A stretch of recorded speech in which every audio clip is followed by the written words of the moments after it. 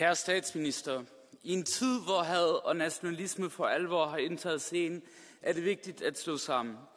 Men som mindretals danskere og borgere i det dansk-tyske grænseland, synes jeg, at EU og skiftende regeringer på begge sider af grænsen har svigtet os.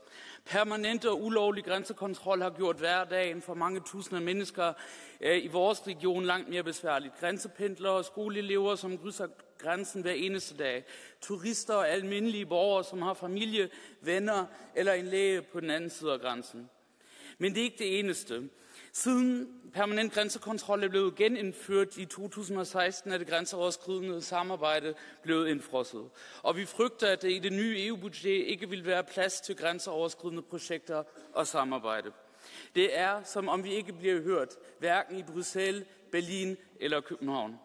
De europæiske mindretal har gang på gang opfordret EU-kommissionen til at sætte mindretalsrettigheder på dagsordenen, og det er desværre ikke blevet lyttet. Så jeg har et simpelt budskab til dig og det danske formandskab. Glem os ikke.